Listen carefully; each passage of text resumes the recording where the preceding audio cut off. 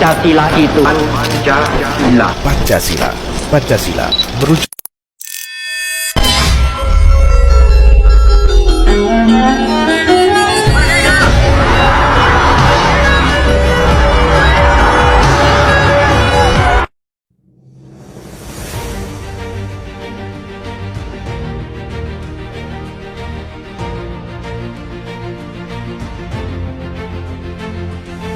Assalamualaikum warahmatullahi wabarakatuh.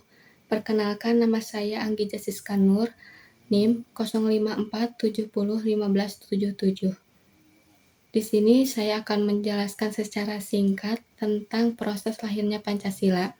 Proses lahirnya Pancasila berawal dari janji Jepang untuk memberikan kemerdekaan kepada bangsa Indonesia, yang mendorong pembentukan Badan Penyelidikan Usaha Persiapan Kemerdekaan Indonesia atau disebut BPUPKI.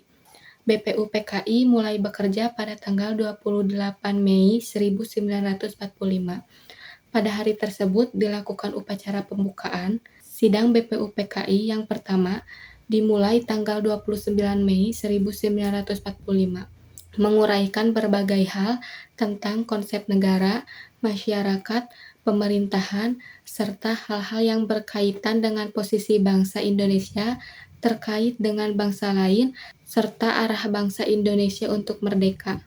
Dalam sidang pertama pada tanggal 29 Mei 1945 sampai dengan 1 Juni 1945, para pendiri bangsa seperti Muhammad Yamin, Supomo, dan Soekarno menyampaikan usulan dasar negara. Dalam sidang ini, Muhammad Yamin berpidato tentang asas dan dasar negara kebangsaan Republik Indonesia. Supomo membahas tentang bagaimana dasar-dasar negara Indonesia merdeka atau tentang paham kenegaraan. Supomo juga mengusulkan 3 syarat mutlak mengenai dasar kemerdekaan negara. Syarat pertama ialah daerah. Syarat mutlak ketiga ialah rakyat sebagai warga negara. Syarat mutlak ketiga menurut Supomo ialah pemerintahan berdaulat menurut hukum internasional. Insinyur Soekarno menyampaikan mengenai dasar-dasar bagi Indonesia merdeka. Usulan Soekarno lah yang kemudian diberi nama Pancasila. Dasar pertama ialah kebangsaan, dasar kedua ialah internasionalisme, dasar ketiga ialah mufakat, dasar keempat ialah kesejahteraan, dasar kelima ialah ketuhanan yang Maha Esa. Setelah pidato Soekarno selesai, kemudian dibentuklah panitia kecil. Panitia yang diketuai oleh Soekarno tersebut beranggotakan 8 orang. Panitia kecil mengadakan sidang pada tanggal 22 Juni 1945. Sidang tersebut menghasilkan sebuah naskah usulan rancangan pembukaan Undang-Undang Dasar yang dirumuskan oleh panitia kecil. Muhammad Yamin mempopulerkan kesepakatan tersebut dengan nama Piagam Jakarta atau dikenal juga dengan Jakarta Center. Terdapat perdebatan dalam Piagam Jakarta pada bagian kalimat dengan kewajiban menjalankan syariat Islam bagi pemeluk-pemeluknya. Kalimat tersebut mendapatkan protes dari pihak lain yang tidak beragama Islam. Untuk menjaga persatuan dan keutuhan seluruh wilayah Indonesia, maka kalimat tersebut dihapus. PPKI atau Panitia Persiapan Kemerdekaan Indonesia dibentuk pada tanggal 9 Agustus 1945.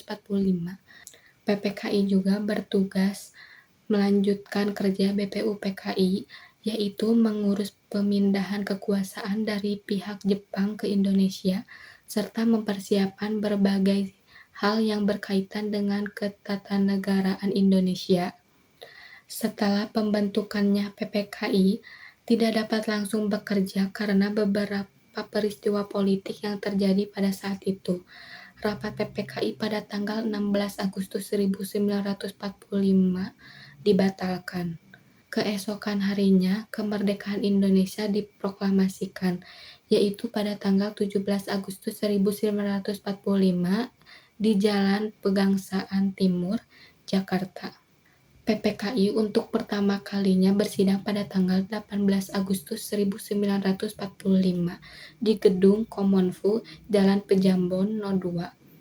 Ada 7 pokok materi dalam sidang PPKI, yaitu pidato proklamasi, perusahaan pembukaan Undang-Undang Dasar 1945, pengesahan batang tubuh Undang-Undang Dasar 1945, pengangkatan Presiden dan Wakil Presiden, pembentukan Komite Nasional Indonesia Pusat, pembentukan Badan Penolong Keluarga Korban Perang, dan Badan Keamanan Rakyat, acara Komite Nasional dan Partai Nasional.